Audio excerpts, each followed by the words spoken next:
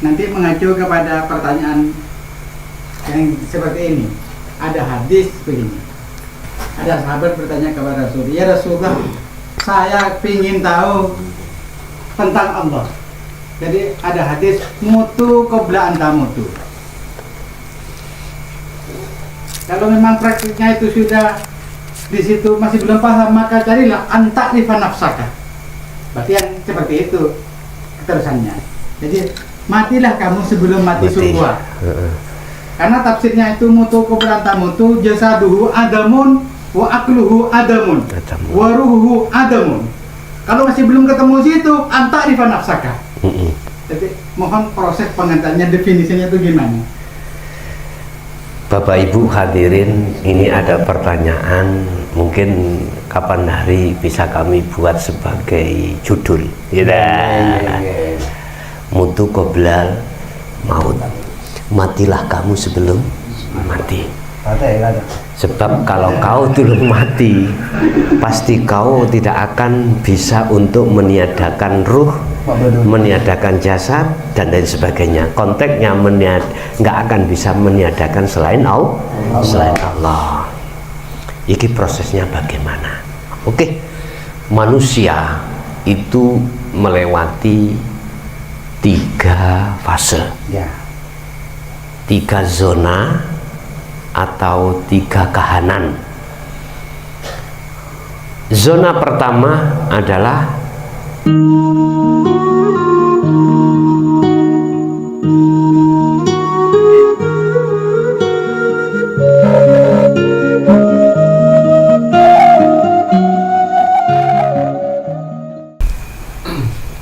menawi wonten pitakon, monggo kula aturi. Ada 2 pertanyaan sesuai dengan penjelasan Gus tadi tentang kita mau sholat. Kalau sholat ini kan harus menurut hakikat ini harus konsentrasi biar menuju ke makrifat Allah kan itu. Kalau seumpamanya kita dihadapkan dengan pikiran, dengan situasi yang kacau, apa kita harus melakukan sholat? Ini satu.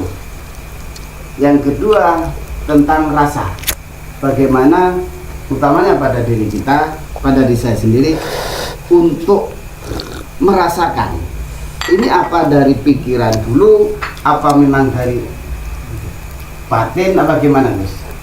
Masalahnya kan dalam merasakan hidup ini kadang salah persepsi, gitu, kacau. Apa dari pikiran, apa dari batin, apa gimana? Cuma itu. Ada 2 pertanyaan di sini.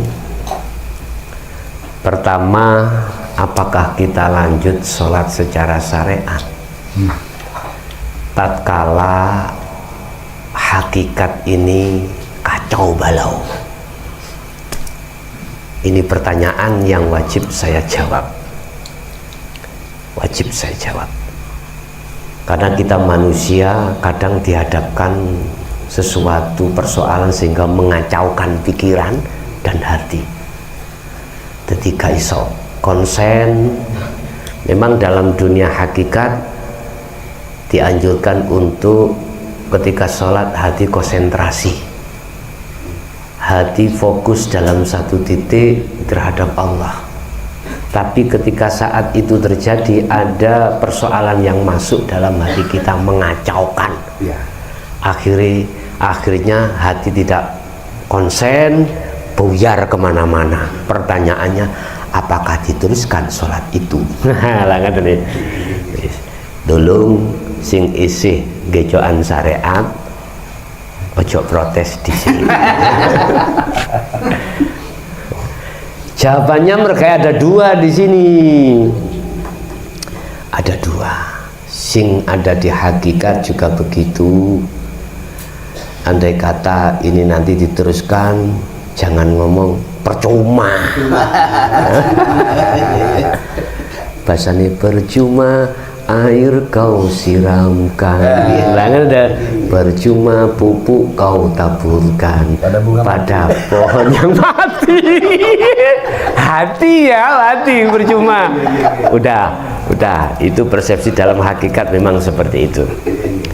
Mohon maaf, saya ngaji itu tidak hanya di tengah golongan hakikat saja, tetapi ya di tengah-tengah golongan syariat yang tujuan dan maksud supaya sadar diri untuk meneruskan dari syariatnya ke hakikat biar sampai ke marifat. Dan inilah yang dimaksud Rasulullah, innama bu'itsu liutammima makarimal akhlak. Akhlak, jadi aku tidak diutus Allah ke bumi kecuali menyempurnakan akhlak. Akhlak di sini ada dua, istimaiyah kalih ilahiyah. Istimaiyah ada kaitannya dengan syariat hablum minanas, ya dah. Joro saya ngaji, yo nggak boleh, saya itu nggak punya akhlak sopan santun, nggak boleh. Jadi di situ ada ta'limnya. Jadi saya harus terhadap jenengan ya menghormati, ya nggak boleh saya itu saenak-enak dewe ganti sopan. Nah, yang kedua akhlak ilahiyah. Ilahiyah itu hablum minallah langsung. Berarti ini berkenaan dengan hukum hakikat, bisa sampai pada ma'rifat Allah. Sampai Rasulullah berpesan, sallu kama ra'aitumu usolli. Lakuwo siro dohirmu, lakuwo syariatmu koyok dene aku laku. Ternyata Rasulullah tidak hanya akhlak istimaiyah, tetapi juga ilahiyah. Dalam arti bisa ke makrifat pada Allah apabila hati didasari ilahiyah. Begitu. Bon tak jawab. Pertama dari sisi syariat dulu, wajib kau terus no, walaupun kacau balau. Karena hukum syariat kan wajib, tidak ngono, wajib. Teruskan. Sebab kadang-kadang di awal kita tidak bisa dikarenakan kacau balau. Di tengah perjalanan ini siapa tahu Allah mengeluarkan kita dari zona nafsu tadi. Loh, gitu loh maksud saya. Paham ya? Nah, udah. Pertama sisi hakikat. Ini tak jawab sisi hakikat. Apapun obah fisikmu, bah disebut taat, apapun lebih-lebih disebut taat, iku nggak akan migunani, nggak akan migunani, nggak ada manfaatnya manakala tidak kau dasari hatimu makrifat Allah. Bertentangan juga. Mboten bertentangan sih, nggak halus mohon halus ngopi dhisik, berarti kopi ini kurang kental. Kopi ini kurang ngeten. Ono dawuh, aku ngelebokno surga rahmat hambaku bukan karena sholatnya, bukan karena puasanya, bukan karena sodakohnya, bukan karena amaliyah yang dipandang manusia banyak. Enggak. Aku memasukkan surga terhadap salah satu hambaku karena rahmatku. Lah, berangkat munculi rahmat ini Bapak, itu hanya pada orang rahmatullah qaribun alal muhsinin, orang yang selalu membersihkan kotoran-kotoran hati dengan riyadhah mek zikir wae. Berarti wong sing mlebu surga hakikatnya bukan karena sholat tindak. Nek didelok, kalau dilihat dari ini percuma fisik tadi lah ngeten ya, percuma. Tetapi ini sebagai sambungan pertanyaan yang kedua. Ada mata rantai yang kedua. Pertanyaannya itu yang kedua adalah terkait rasa. Dari mana datanya cinta Pak? Dari mana datanya lintah? Dari sawah turun Kekali. Dari mana datangnya cinta? Dari mata turun ke hati. Tinggal cinta sampean iki terhadap siapa? Artinya gini, sholat secara fisik itulah syariat. Itu harus Anda jadikan sebagai media sarana untuk bertemu Allah. Kita merasakan sesuatu itu harus ada fisiknya dulu, prosesnya loh Pak nggih, proses awal dulu. Tapi nanti yang kita rasa atau yang kita jadikan media itu akan hilang, harus hilang itu. Contoh, ini buah naga, aku bisanya tahu rasanya buah naga, harus ada secara fisik buah naga. Kulo sendok Pak, Dimakan dulu. iki lak syariat toh. Salat tadi ya fisik, syariat toh. Kita bagaimana bisa bertemu terhadap Allah di saat sholat? Yuk kita harus sholat fisiknya. Baru dengan rasa. Lah rasa ini hanya dengan hati, jangan dengan akal pikiran. Akal pikiran adalah proses kita dari syariat niki. Makanya syariat itu ijtihadnya, hukum syariat ijtihadnya itu berdasarkan hukum dalil akli. Akal. Nek dari akal gak diterima. Munculi haram, munculi sunnah, itu dari ijtihadnya para ulama yang berdasarkan dalil akli. Akal jawab, aku iso ruh rasane buah naga, akal iso diterima, yo ono buah nagane. Baru. Kalau sudah sampai rasa, ya, udah dah. Rasanya Kemana ini? hilang di sini. Artinya gini Pak, lewat aktivitas dalam sholat kita harus memegang al-adhkar tadi ya, memegang dzikir rasa, merasakan adanya hidup di dalam diri kita yang berperan. Bahasa syariat yaitu Allah. Akhirnya dengan begitu kita tidak mengakui kalau ini sholat kita. Dengan sendirinya akan hakul basyirah, penetapan dalam hati, hidup ini yang berperan. Udah, kalau sudah masuk di situ, la ibsorun wa mubsorun wa basarun, ya udah, itulah ahad. Tadi lah katanya yuk. Allah, iki ngaji yo guyon yo ngaji lah ngono lah. Tapi cok guyon cok. Guyon dadi ngaji. Berarti anu nih Gus, sallu kama ra'aitumuni usolli, berarti Muhammad bin Abdillah juga baca sholawat ya Gus? Betul. Gus, ada lagi pertanyaan Gus. Monggo. Di sini ada tiga pertanyaan. Yang pertama terkait ini Gus ya.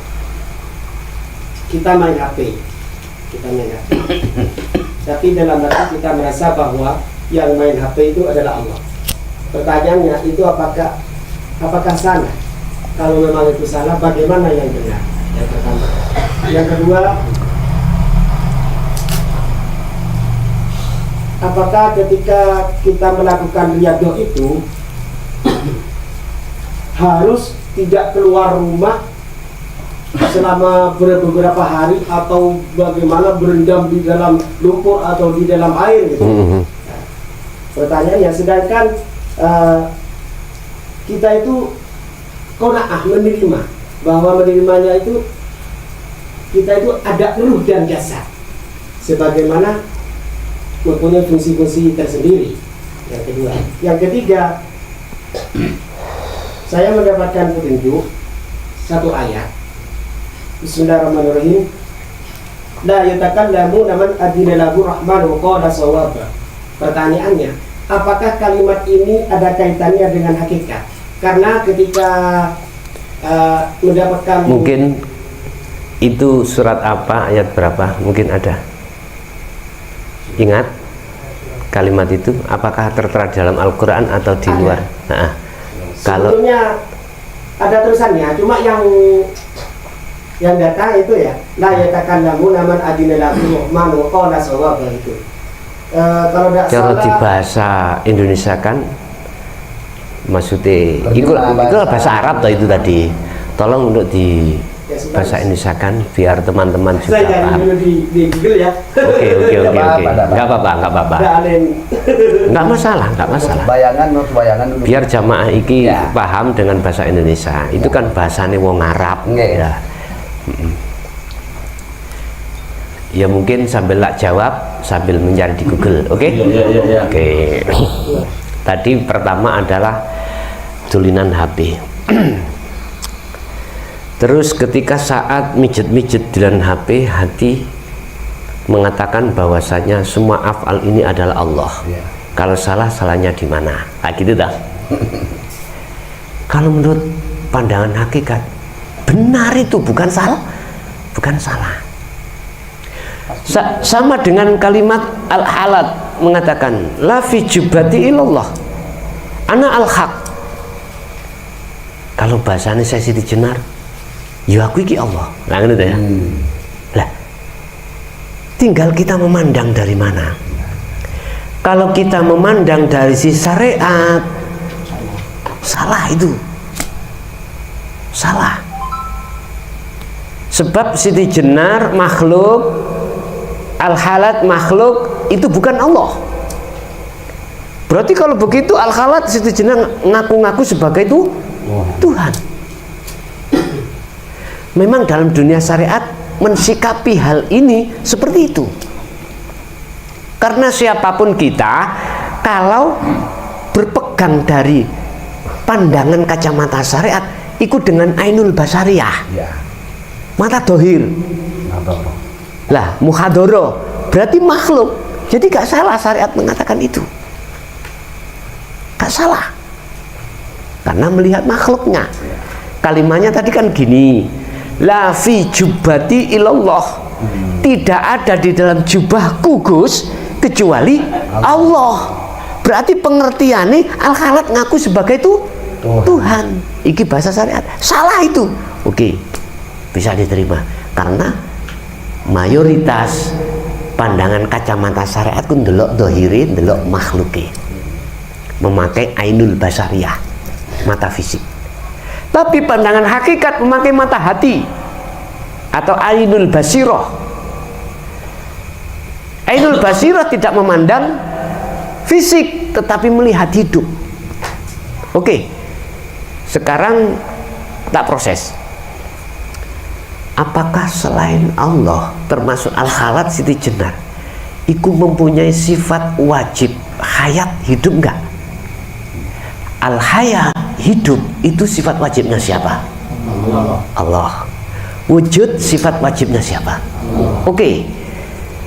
Sekarang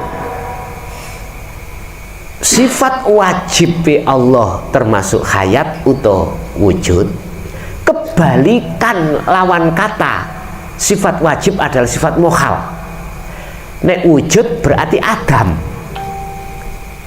Bukan pakai hamyah ya, pakai ain. Adam. Artinya tidak ada. Hayat kebalikannya adalah maut, mati. Sih. Kalau Al-Khalat makhluk, masuk Al-Khalat itu hidup? Enggak toh? Enggak. Hati memandang dari hakikat melihat hidupnya. Kalau melihat hidupnya Allah, ya pantas Allah mengatakan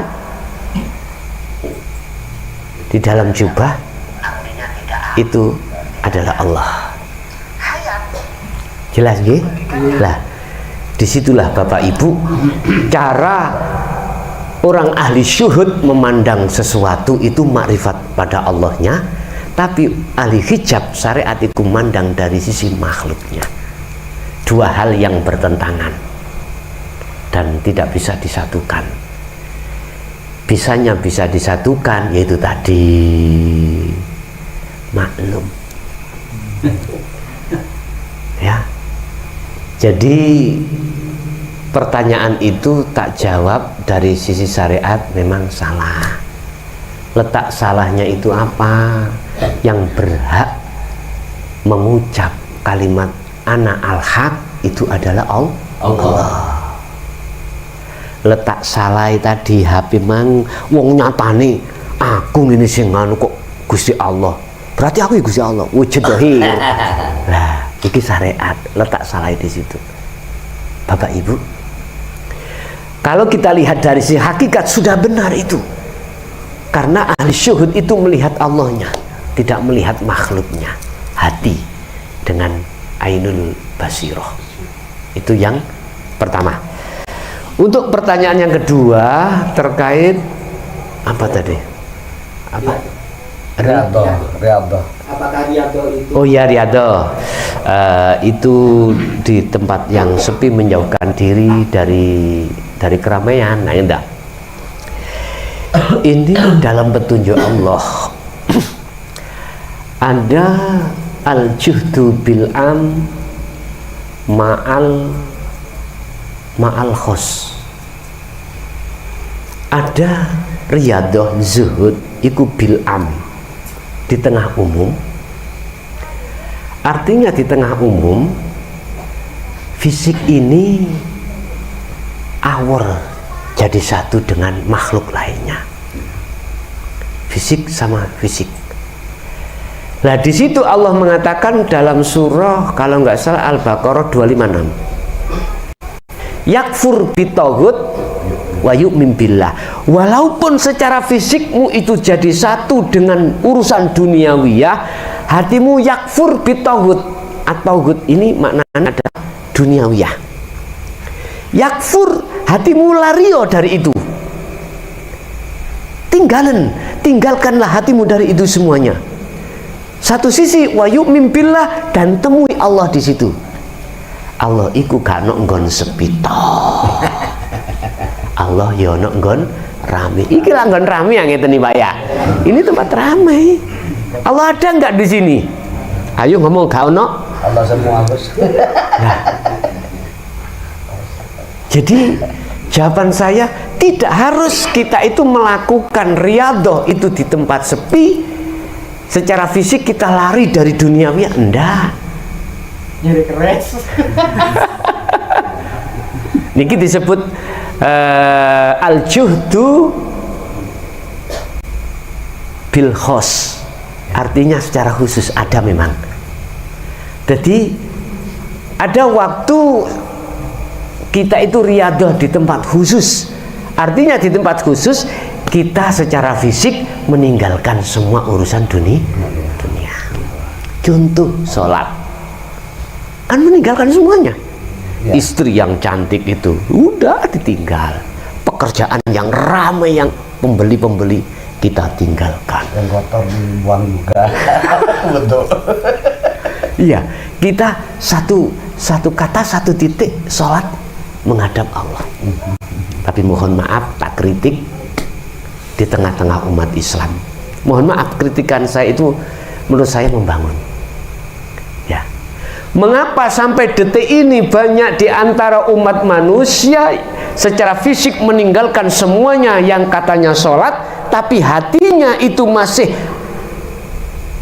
terbelenggu dengan duniawiyah, sehingga hatinya lalai dari Allah.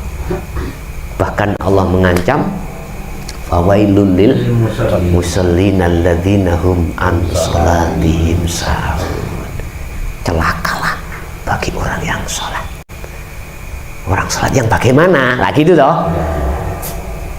Iki kalau bahasa fawailun niku, kalau bahasa neraka nerokowel. Nerokowel itu panase iku notok, kalau ademi notok sama mereteli. Lil musaulin fawailun, utawi kerusakan yang amat besar iku lil musallin, kedue wong sing nglakoni salat. Salat yang bagaimana? Orang yang bagaimana? Musallin yang bagaimana? diterangno yaiku alladzina hum, alladzina utawi ya musallin iku hum utawi alladzina sahun posisi hati lalai dari Allah. Wis bahasa lalai ini tafsiri yo ono yang menafsirkan gini, ya kita terima aja. Orang yang dikatakan lalai dari sholat, sudah waktunya duhur tahu dan suruh sholat, nanti aja dulu, masih kerja nih belum selesai, habis selesai sampai dia tertinggal waktunya habis. Ada yang menerjemahkan, menafsirkan sahun itu seperti itu. Bahasa syariat, bahasa hakikat, justru ketika kita melakukan sholat itu dalam keadaan hati lalai pada Allah, itu mohon maaf tidak sedikit loh Pak, saya kira rata ya. Kita sudah meninggalkan semuanya. Iki kalau kita duduk diam diri di syariat saja loh ya, kita sudah meninggalkan semuanya, kita sholat loh, hati masih terbelenggu dengan urusan dunia lah. Terus tarkib atau definisi sholat bagaimana sih? Ayo, aslinya sholat itu bagaimana? Wis, oke lah. Kita bicara sebelum sholat ada istilah azan. Katanya undangan, dijeluk Allah. Sampai hayya ala sholat, mari kita sholat. Undangan. Bagaimana kita bisa ketemu yang ngundang? Kita nggak kenal. Endi sih sing duwe gawe iki? Lah ngoten lho. Mana yang punya gawe ini, yang punya hajat? Nggak tahu. Subhanallah. Iki sangat ironis. Saya mengkritik terhadap umat Islam. Mohon maaf, jangan marah dulu. Maksud saya supaya kita itu betul-betul di dalam sholat sesuai dengan ajaran Quran. Wa qumu lillahi qanitin. Qanitin. Dikit mawon kula tak membahas dari masalah sholat terkait lafate. Kalau kita bicara sholat dalam Quran mesti memakai kalimat koma, asluhu qawama, ala waznin fa'ala.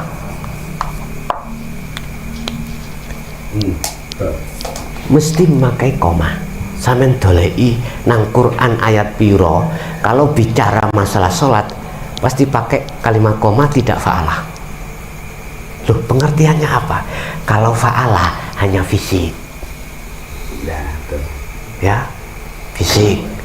Kalau koma menyentuh dalam hati. Wa qumu lillahi qanitin hafidu ala sholat wa sholati wusta wa qumu lillahi qanitin ay khoshi'in. Akhirnya melayani ke khusyuk. Khusyuk itu kudu makrifat. Bagaimana kita khusyuk wong kita gak makrifat? Bagaimana kita makrifat kita menolak ajaran Allah? Please. Logikanya seperti itu. Oke, kasih contoh. Bagaimana Anda bisa menyetir mobil? Lawang Anda itu, mohon maaf, kalau diduki mobil itu nggak mau. Bagaimana kau bisa menyetir mobil? Kau diduki ajarani nyetir mobil nggak mau belajar. Mohon maaf Pak. Umpama dipaksa, setir nyuk. Sampai diancam-ancam, bahaya nggak? Bahaya. Buat jalan baru. Buat jalan baru bukan jalan yang asli. Walaupun jalan baru, wong gak tahu bagaimana ngontak. Ya nyungsep kan bos. Terus kasihku ya opo, persneling ya nopo, koplin ya opo, rem ya opo, nggak paham. Dulan beli SIM bos. Apa itu artinya? Ya beli SIM dulu anda tahu nyetir bos. Oh gitu. Iya. Jadi kita umat Islam, bagaimana kita bisa khusyuk pada Allah waktu nggak bisa, karena kita tidak marifat Allah. Bagaimana kita bisa marifat wong ajaran hakikat arus duminal goi kita tolak. Sampai dikatakan mohon maaf loh ya, tapi jangan tersinggung. Dalam surah Al-Baqarah, innalladzina kafaru sawa'un 'alaihim a'andzartahum am lam tundirhum la yu'minun. Tetap gak percaya. Dikandani ajaran Allah ini benar atau tidak dikandani, la yu'minun, dia tetap tidak percaya. Iki sudah mentok iki. Mentok nih, wis mentok nih. Golongan mentok.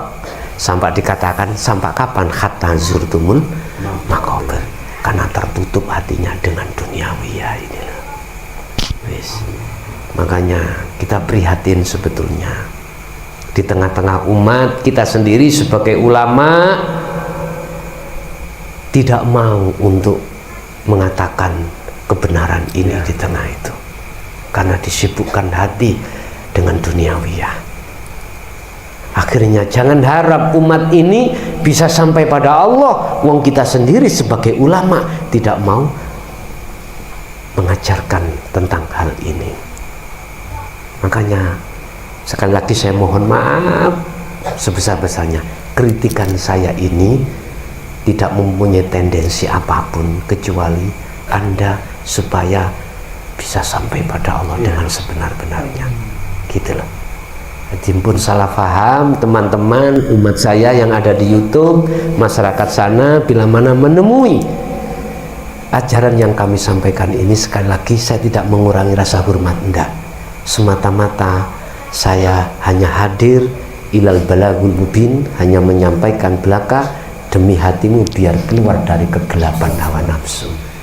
Hanya itu. Jadi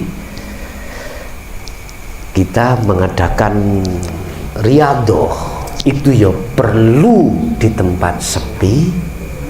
Nek bahasa Quran isyarai wa minal laili fasjud lahu fasabbihu.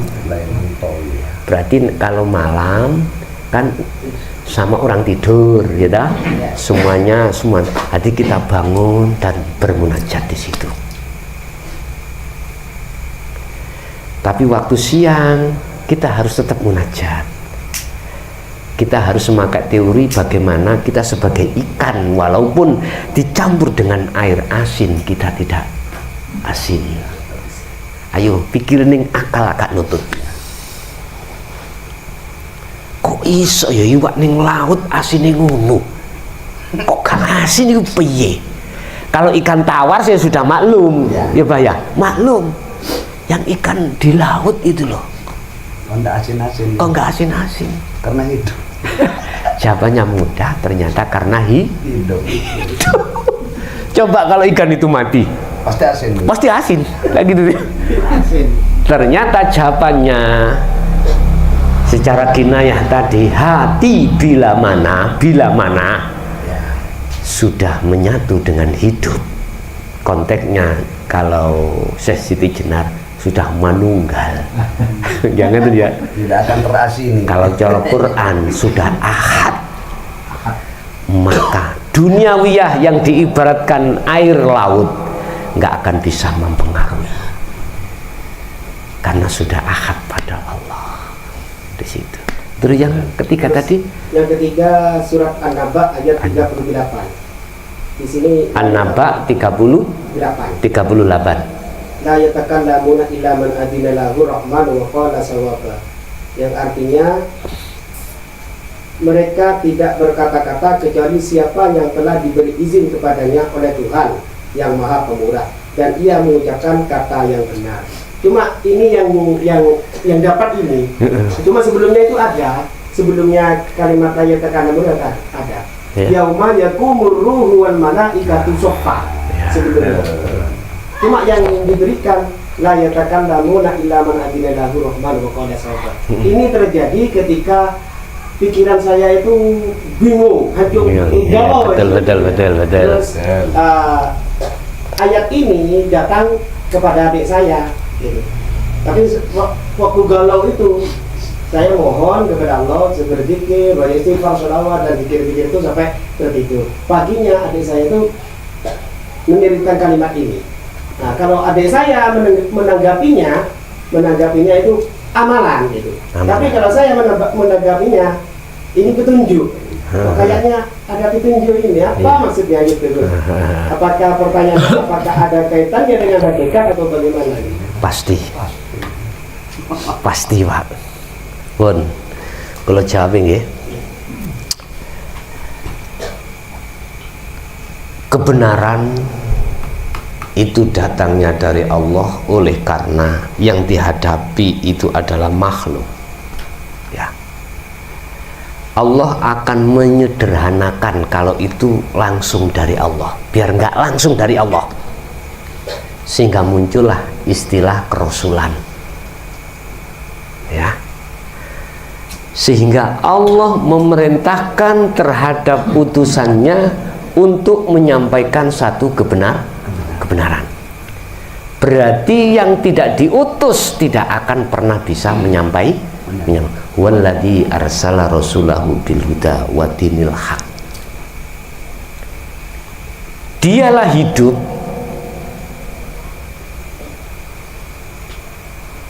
arsala kang utus sapa hidup alladzi wau rasulahu ing utusane hidup. Kalau Allah dewe jari ini sembarang Allah lah kok adik ngutus lah ngono ya, berarti Allah berserikat terhadap utusannya lah kan itu ya. Oke, jangan dulu sih, jangan diakad dulu ya, kita cari prosesnya biar cara syariat itu berlaku. Yes. Bil huda wa dinil haq, dengan membawa petunjuk dan agama yang benar. Petunjuk untuk apa? Agama yang benar yang bagaimana? Wa dinil haq ay dinu tauhid. Petunjuk ini adalah merupakan ajaran yang kami maksud, yang disampaikan terhadap umat. Dinil haq ay dinu tauhid, agama yang menjurus mengajarkan keesaan pada Allah. Berarti mereka tidak bisa mengatakan kecuali yang diberi izin oleh Allah dalam hal kebenaran. Sehingga secara syariat mengatakan nek apik sangka dene Allah, nek elek teko nafsu utawa iblis. Wis oke, cara syariat itu. Wis. Bagaimana nanti kita memurnikan bahwasanya Allah itu ahad, Allah itu kuasa sendiri tanpa ada yang membantu? Bagaimana kita bisa masuk ke ranah di situ? Oke. Tadi muncul Rasul utusan. Nah, Rasul utusan itu berarti sifatnya makhluk. Ya. Tolong sekali lagi hati kita jangan melihat makhluknya, melihat hidupnya. Kalau kita melihat hidupnya berarti kebenaran ayat yang mengatakan Allah gak berserikat terhadap siapapun. Jelas nggih? Ini untuk mencapai keahatan hati ini tidak boleh melihat kerasulannya. Kerasulnya kita lihat dengan mata dohir hukumi ono syariat sebagai utusan yang diutus Allah, supaya tidak semata-mata Allah langsung metui ngekekno dhewe lah. Padahal Allah mengutus utusannya untuk menyampaikan perkara kebenaran ini. Berarti yang tidak diperintahkan tidak akan bisa berkata tentang kebenaran. Niki nek cara kula bahasakno satu sisi ngene, yang dimaksud kebenaran ini yang paling penting. Yang dimaksud kebenaran itu yang bagaimana? Oh, macam-macam Pak. Kalau bahasa syariat kebenaran itu sesuatu yang menurut agama tidak menyimpang. Nah ini dah. Ya. Oke. Tapi kalau kita melihat kebenaran itu yang hakiki yang bagaimana? Yang dimaksud kebenaran itu dijawab dalam surah Al-Baqarah kalau nggak salah 256. Kebenaran itu terletak pada yakfur bitaghut wa yu'min billah, atau anik butullaha wajtanibut taghut. Kebenaran yang hakiki itu adalah hatimu meninggalkan selain Allah. Udah. Anik butullaha, arahkanlah hatimu condong menyang hidup. Iki kebenaran. Lah, ilmu untuk memahamkan dan berbuat hati condong terhadap situ, inilah ilmu kebenaran.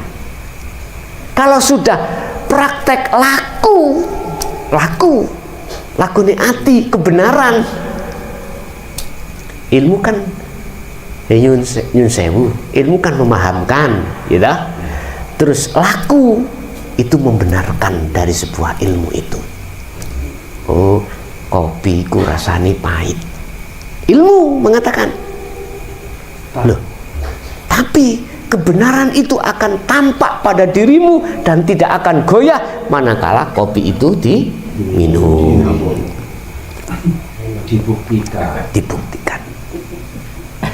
Iman mengatakan bahwasanya alladzi khalaqakum ma fis samawati wa ma fil ardi. Ilmu mengatakan dalam Al-Quran Allah lebih dekat daripada urat nadi. Buktikan. Hatiku yakin sing dadekno yang menjadikan dunia dan seisinya langit ini Allah, saya percaya. Dan Allah bersemayam di arsy, percaya. Buktikan. Ojo terus dikandani mantuk-mantuk. Iya percaya. Nggak diteruskan. Mana amalan solihan itu mana? Nggak samarku mantu gak balik. Akhirnya namanya tertidur. Wis. Jadi kebenaran itu yang dimaksud adalah kalau kita ngomong ilmu, berarti ilmu yang mengajarkan hati kita untuk bisa meninggalkan selain Allah. Wis ilmu. Buktekno lakune. Memang Bapak Ibu,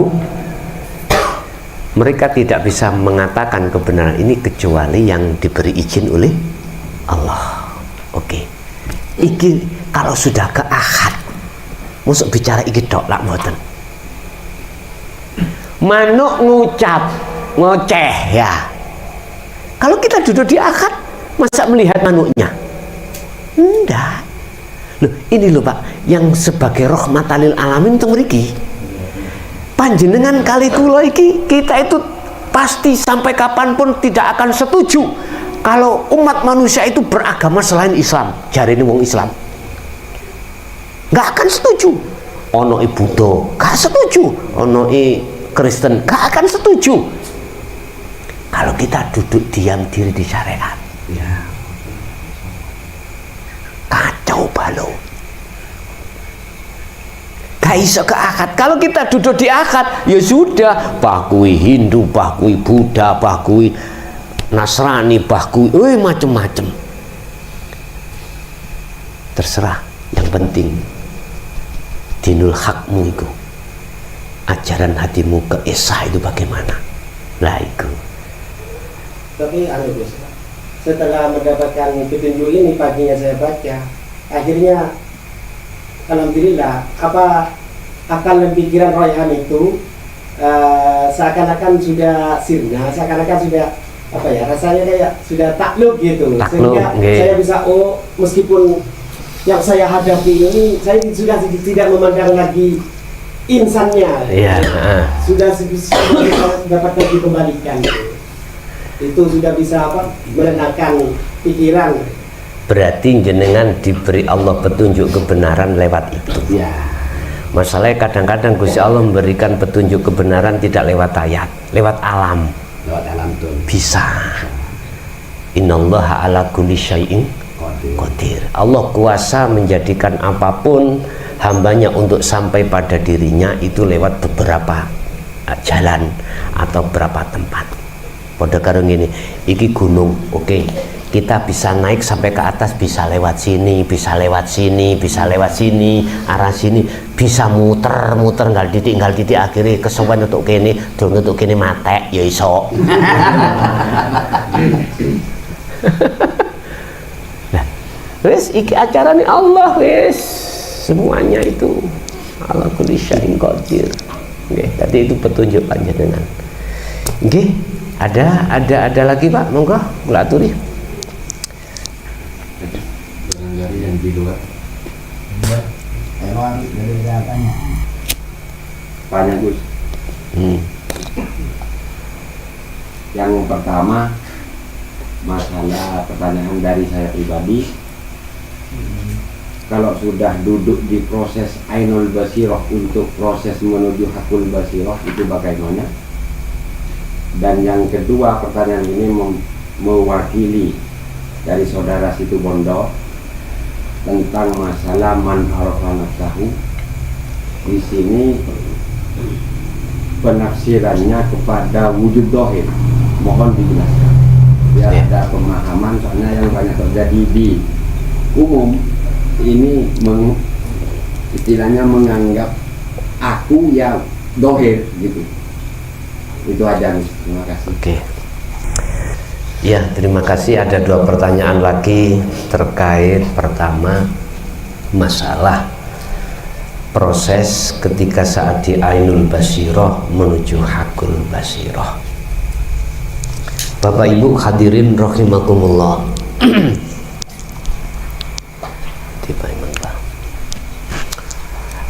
Di dalam sistem pembuka maqam musyahadah yang disebut Sirul Asrar, permisi,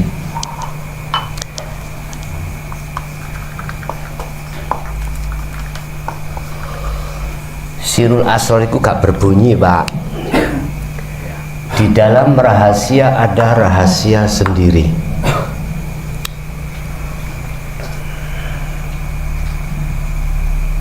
Di dalam ruh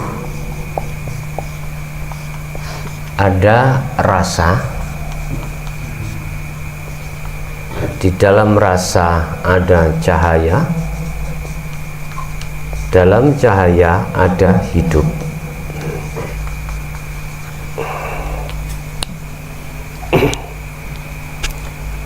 Rasa atau bisa kita sebut sebagai iman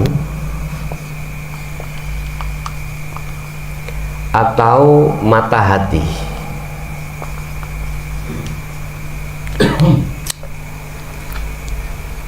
Di dalam sir ada Sirul Asrar.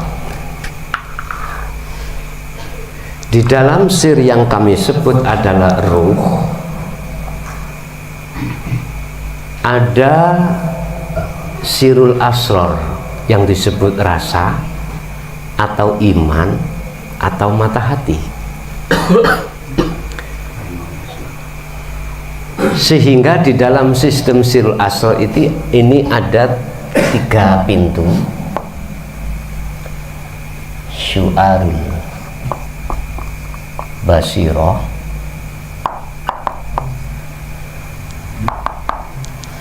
dua Ainul Basiroh, ketiga Hakul Basiroh. Di dalam rasa itu ada cahaya. Artinya ketika hati manusia melakukan tindakan dzikir Sirul Asrar, secara otomatis Allah akan mendatangkan waridnya membawa cahaya ma'rifat Allah yang maksud dan tujuannya adalah untuk menerangi perjalanannya ruh menuju pada hidup.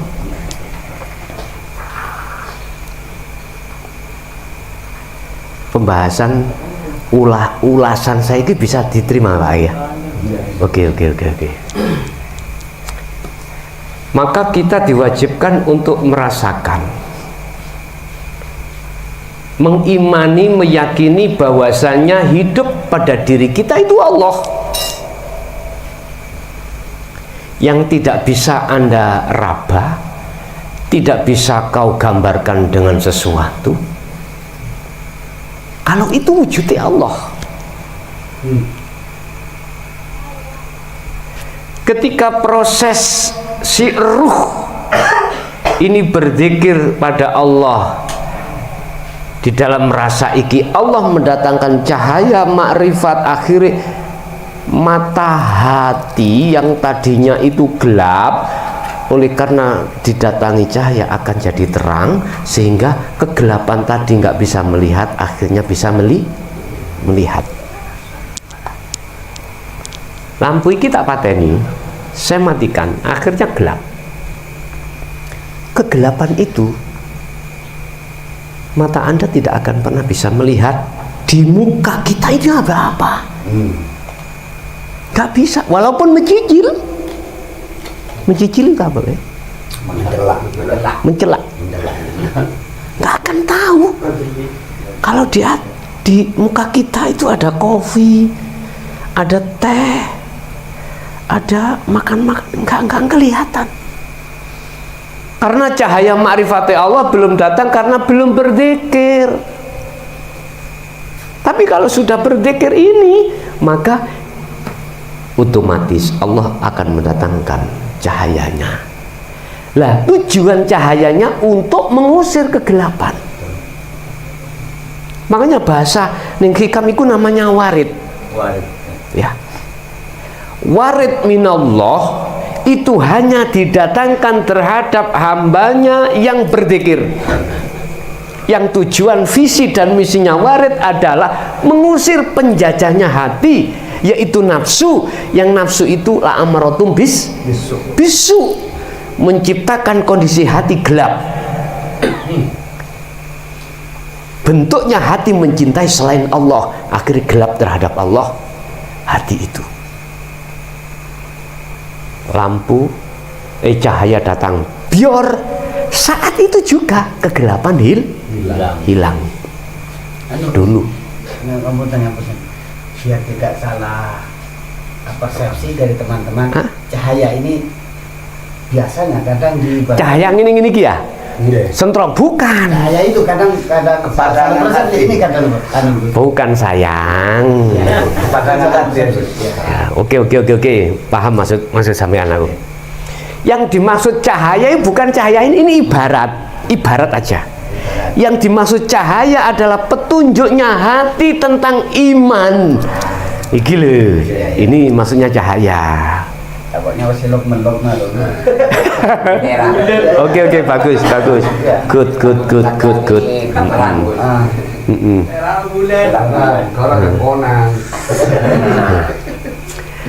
Kalau cahaya itu sudah datang, maka saat itu juga, detik itu juga kegelapan akan hilang, bersamaan Anda bisa melihat sesuatu. Artinya cahaya makrifat dalam hatimu itu sudah didatangkan oleh Allah lewat petunjuk ilmu dan laku itu tadi, maka pasti hatimu makrifat pada Allah.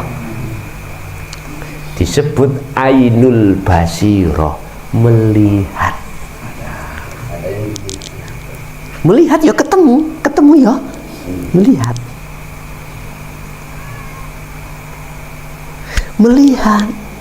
Loh, kalau sudah melihat nggak mungkin sampai niku meraba-raba, nggak mungkin. Udah, aku bilang ini kan lampunya sudah terang ya. Ini apa Pak? Sendok. Kok bisa sampai mengatakan iki wujudnya sendok? Sendok itu nama, ini yang memiliki wujud sendok. Kok bisa? Ayo jawab po. Karena terang. Oke, betul semuanya.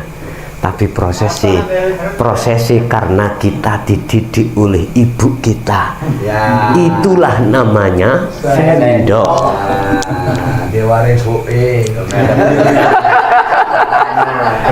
Iki bahasa logika. Saiki masuk kerana Allah. Bagaimana Anda bisa mengatakan itu bukan Allah?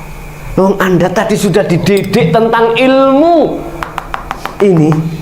Sifat wajib Allah wujud, sifat wajib Allah kidam, dan sak piturute ciri-cirinya. Mbok wis ketemu sesuai dengan cirinya, nggak mungkin sampai bilang, oh iku setan, oh iku jin, oh itu malaikat, oh nggak iso, oh itu ayam. Bukan, karena hatimu melihat hidupnya pasti mengatakan, oh iku Allah. Iku kalau boleh aku Berarti yang ngomong. ngurui itu roh ya Gus? Terus putih? Yang ngurui roh berarti. Ngurui, Yang ngajari. ngajari. Ya Allah itu sendiri. Betul. Sehingga Allah mengatakan, yo iki aku, iki Allah. Kita dimumpin ya. Ditegaskan. Kita sudah tahu kalau itu Allah, tapi Allah mentaukiti, innani anallah. Yo aku iki Allah. Ya wis, tadi plek wis. Akhirnya inilah yang namanya iman yang sudah hakul iman, yang disebut iman itu sudah ihsan, sudah benar, gak goyah Pak. Contoh kayak gini, yakin sampean gak percaya kalau saya mengatakan ini nasi, gak mungkin sampean percaya ya, karena iman sampean itu sudah melihat yang sesungguhnya. Kalau hati sudah sampai pada hidup makrifat Allah, hakul basirah mengatakan yo aku iki Allah, udahlah iman sing koyok ngene iki sudah mantap. Jelas Pak nggih? Maksud kula niku Pak nyun sewu, tolonglah para kiai alim ulama kalau ngaji di tengah syariat sedikit disentil lah. Maksud saya gitu, gak usah takut-takut. Maksud saya seperti itu. Tapi ya mungkin ada waktunya sendiri banyak, ada waktunya sendiri. Oke, itu pertanyaan yang pertama. Terus pertanyaan yang kedua saking Siti Bondo teman-teman terkait masalah man arafa nafsah faqad arafa rabbah, yang tadinya itu mempunyai tafsir atau pengertian tentang fisik. Dohir ini nek ngomong dohir iki ya makhluk Pak, ya iso gak iso ketemu menyang Allah gak iso ketemu. Wong ayat iku makola, iku insyaallah hadits qudsi kalau nggak salah ya. Setelah arafa nafsah iku kan nonton terusi faqat arafa rabbah sih kalau nggak salah ya, mohon maaf.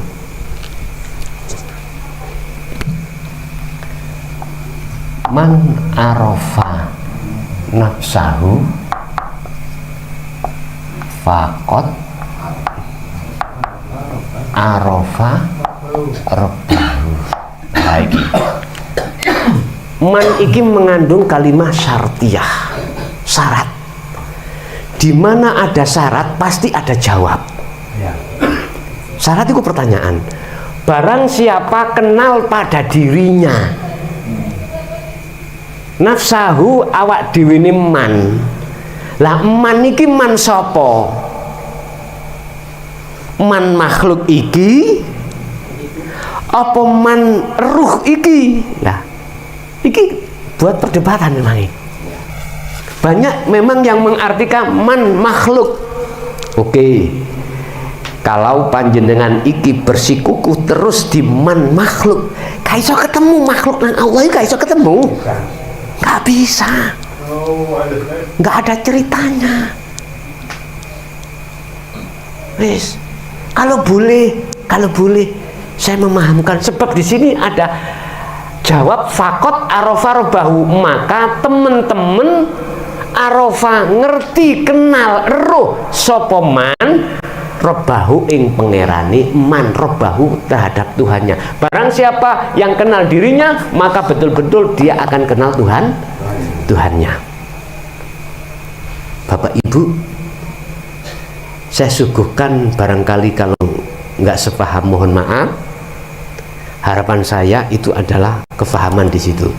Ternyata man di sini bukan man jamino. Man hidup pada diri kita. yang asalnya ruh itu hidup dihidupi Allah. Itu kita sampean kenali. Ternyata kalau ini saya kembangkan di dalam diri orang, semua manusia ada sifat dua, dan dua itu ada 4. 2 disebut sifat basariyah dan basiroh. 4 yang dimaksud pembagian dari sifat basariyah yaitu nafsu nafsiyah dan amaroh.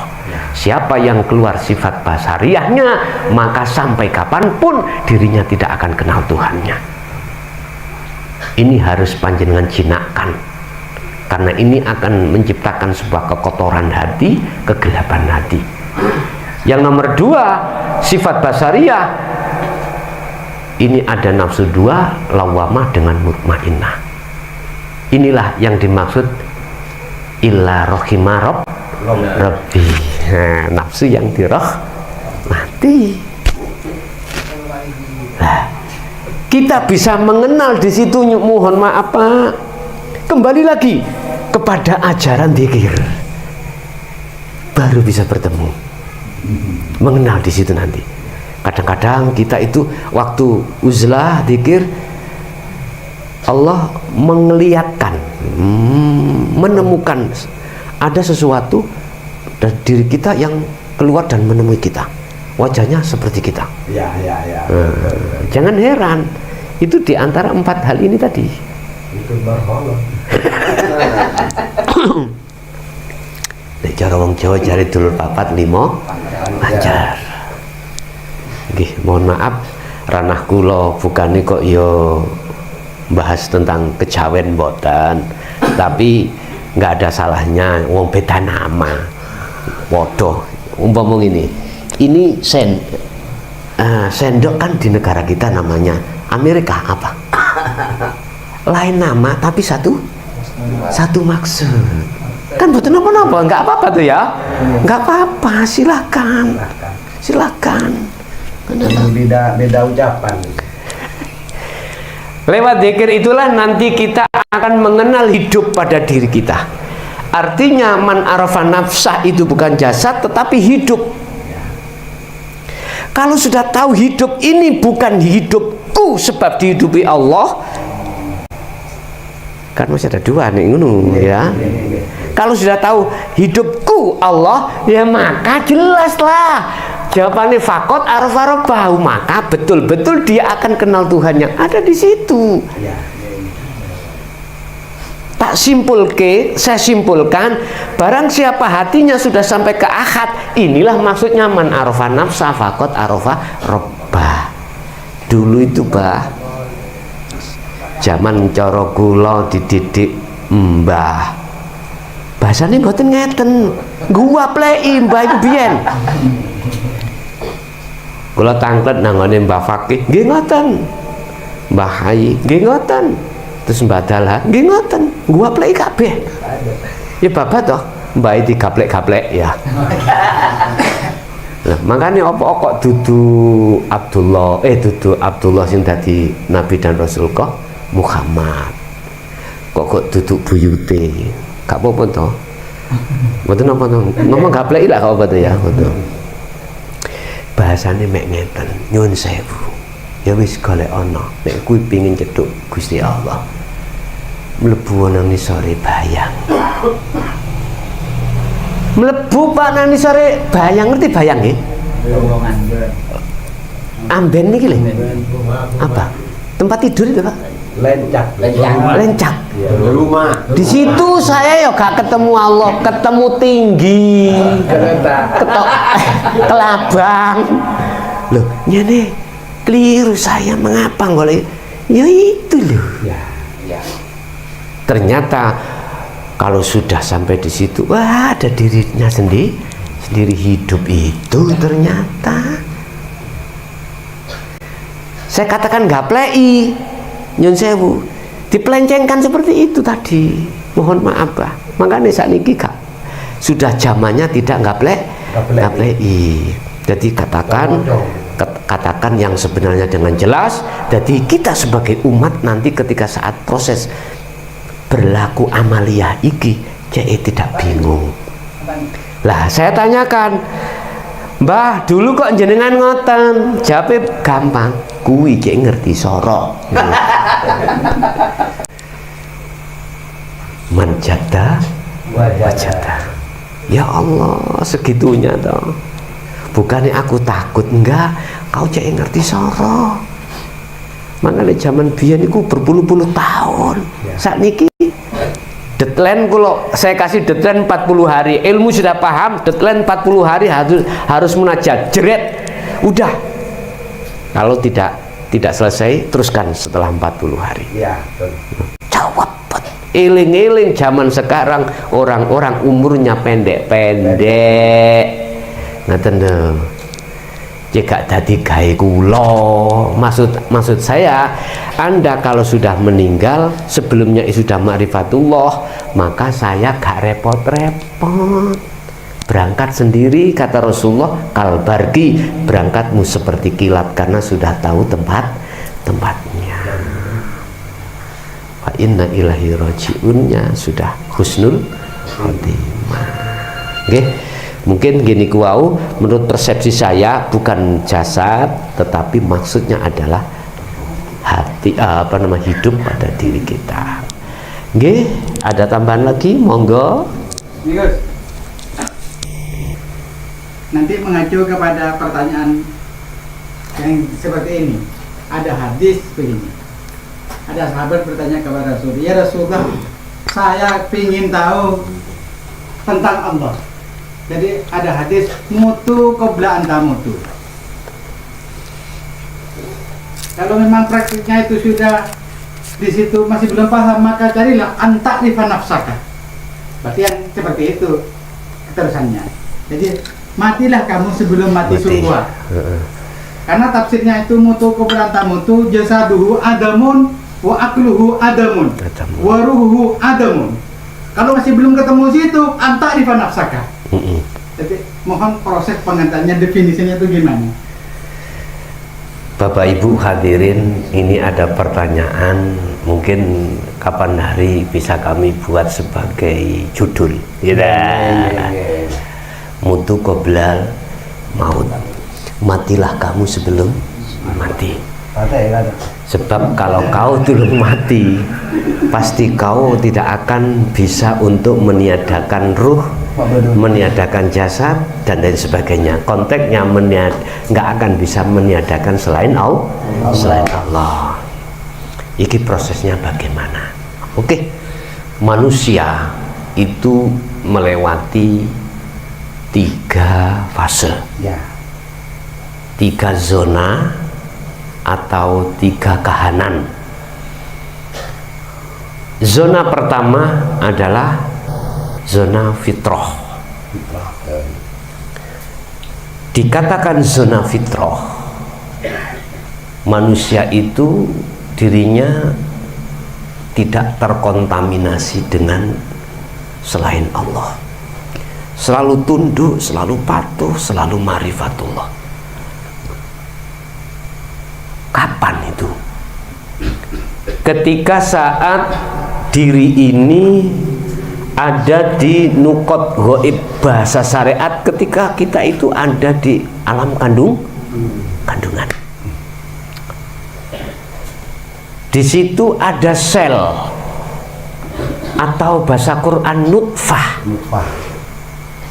Di dalam diri nutfah itu ada sebiji sel yang nantinya akan dipanggil ruh, yang nantinya dipanggil manusia. Di alam itulah Allah bersabda, alastu birabbikum qalu bala syahidna. Intinya Allah mengatakan terhadap mereka semuanya, besok kamu tetap ke saya, cintamu, ma'rifatmu, bala syahidna. Qalu, mongko podo jawab, semuanya menjawab, bala, nggih, iya. Karena belum ketemu alam dunia, alam kotor. bahasa Nabi Adam dikatakan wala taqrabah hadis syajarah Adam, kau selamanya di surga kekal, tapi jangan dekati pohon itu.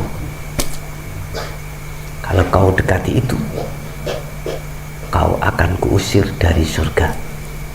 Siap. Nah, bahasa ini cara TNI Polri, siap. Bu siap salah, bu siap bener, gak ngerti ya. Siap. Subhanallah. Oke, proses kita di surga ini, mau makan nggak usah kerja, datang sendiri lewat nutrisi yang dimakan oleh ibu. Ya. Oke, kita diam, ya udah apa yang didatangkan Allah semuanya. Adam di surga nggak usah nyambut gawe, ya tak? Nggak perlu nyambut gawe, apa yang diinginkan datang. Wetok tari ya Gus. Oke, sesuai dengan perjanjian. Akhirnya Allah dawuh,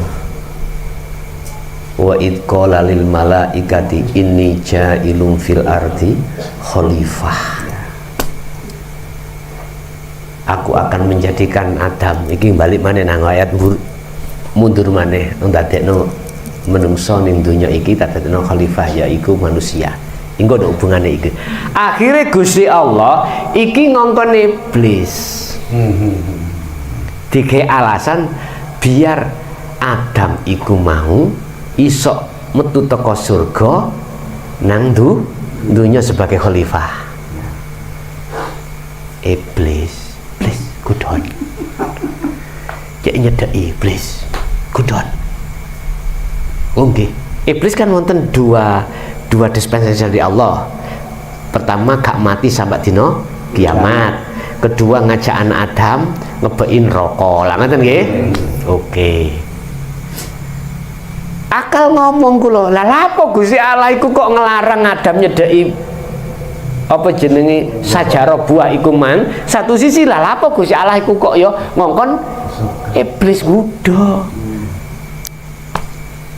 Akal nek jawab Gusti Allah bingung.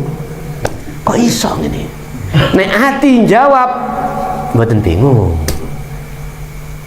Mestine Gusti Allah iku ngelarang ben Adam gak ngelakon nyedek iku, gak usah ngongkon iblis. Sebab iblis nggodho nang ngene Adam nek gak dikongkon Allah mboten saged lho, Pak. Mboten saged. Masa iblis dhewe ndek kekuatan apa iblis? Iblis mati kok. Makane iblis disalahno dhisik. Iblis sing ngongkon Gusti Allah lho, ngono lho. Oleh izin kok Gusti Allah. Nah, Gusti Allah ngomong wis kowe nek kegodha iblis nggonmu kene, nek gak kegodha nggonmu kene. Lah apa nek Gusti Allah ngongkon? Subhanallah.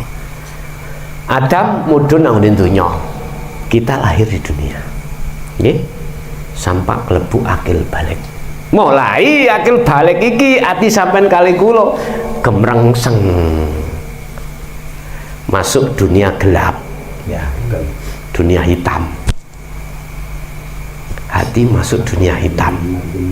Adam ya ngoten, masuk ning dunya, akhirnya tadi kepingin jajan apa nih, Pak? Mang gak usah nyambut gawe, wis ana dhewe teko. Basa ana dunya ya boleh gawe dhewe. Mau makan ya kudu nandur pari dulu. Kita mau makan kudu kerja dulu. Mang jadi anak kecil enggak? kalau di dalam ibunya yang makan dulu. Tadi anak kecil gak usah minta sudah dimimiin. Ya. Udah. Akhirnya akil balik. Ini proses, Pak. Proses kita. Memang proses kita seperti itu. Lah. Kita akil balik, Adam ada di dunia, itu ada dawuh. Persis apa yang didawuhkan Gus Yuri tadi. Apa? Fatalaqo Adamu min rabbi kalimatin fataba alaih. Adam dalem iku si Allah dawuh. Kamu kepingin iso balik nang negeri asal surga? Awakmu sebab wis nglakoni innalillahi sangka Gusti Allah. Saiki kudu balik nang Gusti Allah, wa inna ilaihi rajiun. Siap. Akhirnya Adam fatalako, Adam menerima. Fatalako mongko nrimo sapa Adamu Nabi Adam. Mirabbihi saking pangerane Adam nrimo apa? Lah ngaten iki kanggo balik kalimatin pirang-pirang ajaran. Ya. Ajaran Allah, ajaran ruh supaya bisa kembali kepada Allah. Sing asale sampean kali kula iki ada di dunia kegelapan, di dunia iki campur dengan syahwatut dunia. Dengan ajaran inilah nanti Anda akan bisa mati sebelum Anda mati. Sebelum Anda mati, maksudnya mati secara syariat. Hatimu harus mematikan dirimu sendiri. Artinya dengan ajaran ini ilmu dilakoni amal berbentuk uzlah dengan istiqomah selalu, itu akan mematikan keakuanmu. Iki dalam dunia dalam ilmu kitab hikam disebutkan kuburan sing jero ning bumi humul keakuanmu dipendem, dipateni, dimatikan.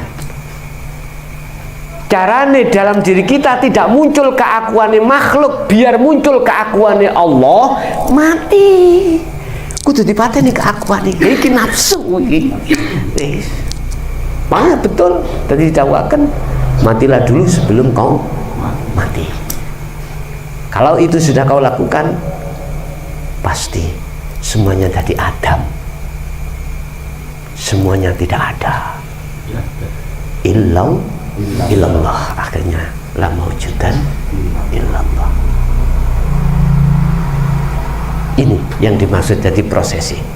Artinya ketika saat Adam menerima ajaran Allah, fataba alaih, ayatnya semua apa kesalahan Adam mulai awal A sampai Z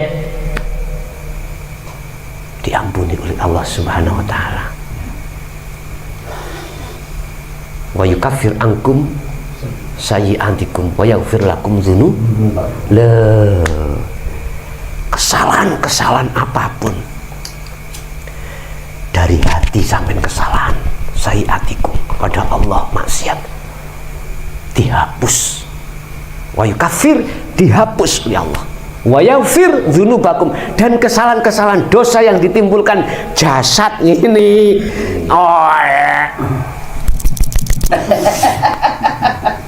Dzunubakum wa yaghfir dzunub disebut. Nah, penak. Artinya baik maksiat hati atau zahir semuanya hilang. Subhanallah. Ikilah sifat Rahman Rahim Allah. Bagi yang mau ngikuti ajaran Allah, di sini Pak. Jadi prosesi matilah dulu sebelum kau mati. Matilah dulu itu berarti keakuan kita harus kita nafikan. Inilah pemahaman sing dimaksud kalimat tauhid itu di sini. La ilaha illallah pun. Nafikanlah isinya la ilaha di dalam hatimu, keakuan makhluk paten ono kabeh. Nek wis iso mateni yang ada di hatimu cuman lho iku. Nafi isbat. Nafi bersihkan, mateni bunuh, isbat menetapkan. Nah di sini. Iki kan ning tauhid kan ajari ngoten.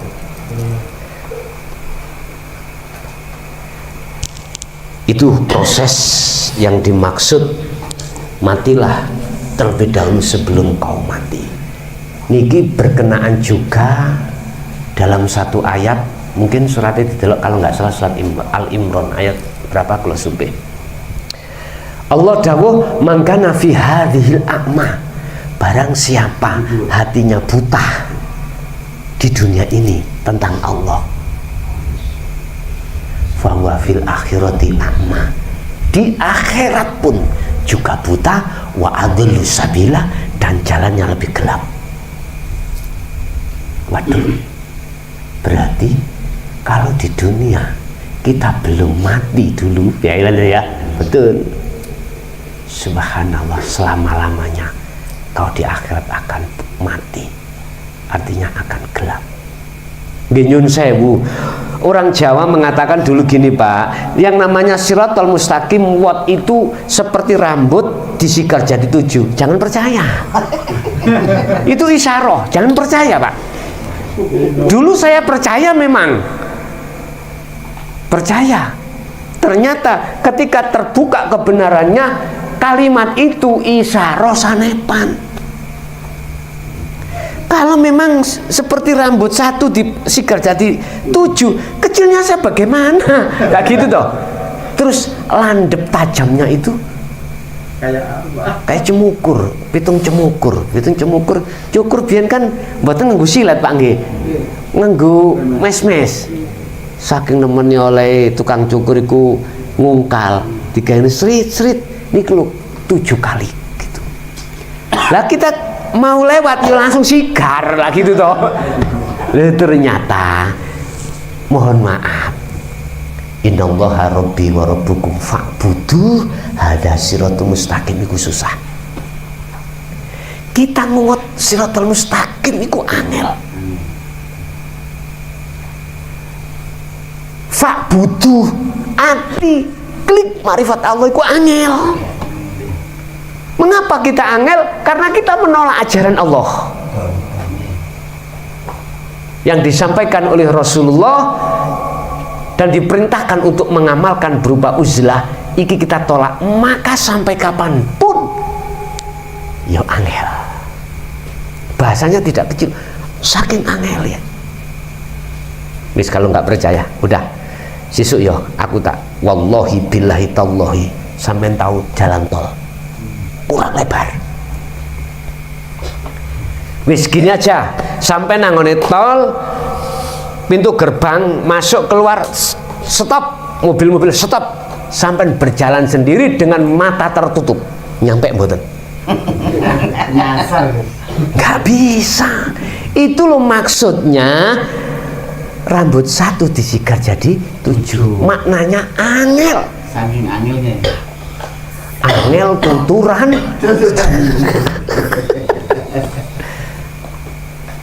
Mangkana fi hadzil a'ma, barang siapa mata hatinya di dunia buta terhadap Allah, fa huwa fil akhirati a'ma, dia pun di akhirat akan buta, gelap dan lain sebagainya.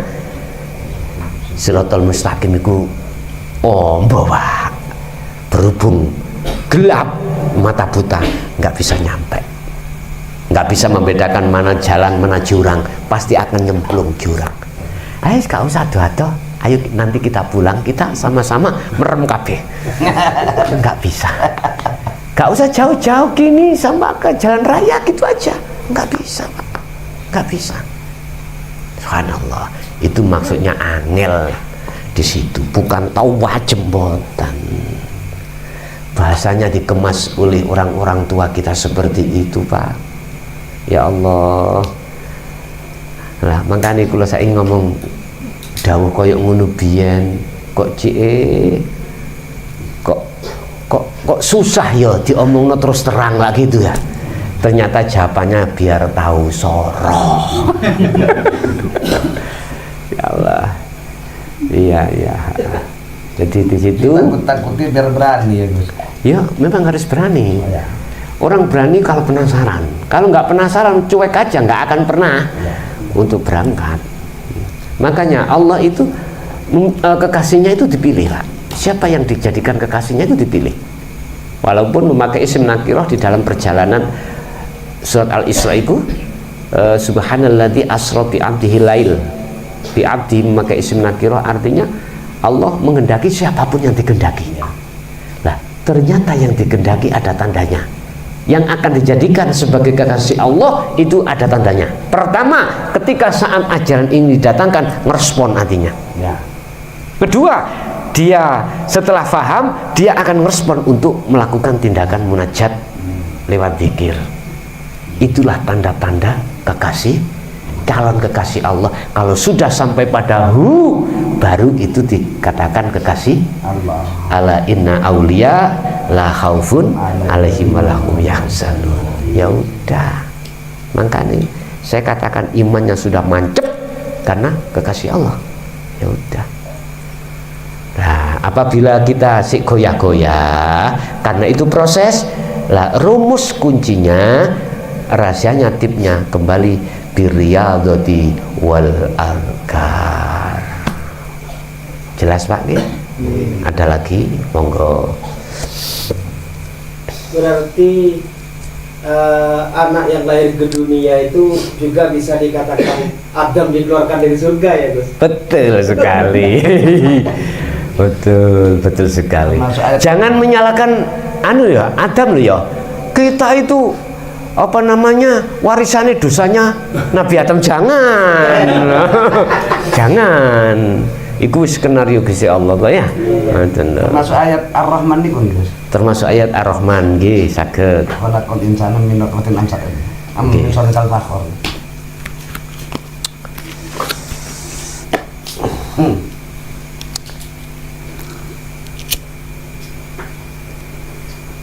Mana diberi katanya boleh, yang nganu.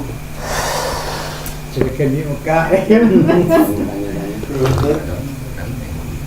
Tidak bisa kian kulit. Kare lagu. Gimana tahu kasih lagu nana? Gimana? Sampun Bapak Ibu? Nggih. Kalau begitu mari kita tutup dengan doa. Tapi gini loh Pak ya. Jenengan sampun nerima ilmu lan laku semampu panjenengan. Iya. Tentang masalah doa sampean harus paham. Boleh secara syariat kita mengucap, tapi hakikat hati sampean menghadap terhadap yang sebenarnya. Gitu ya. Bahasa syariat kita tutup dengan doa, mudah-mudahan ilmu yang diberikan Allah ini tadi betul-betul menjadi ilmu yang manfaat dan barokah terhadap anak putu kita ila yaumil qiyamah. Lahumul Fatihah.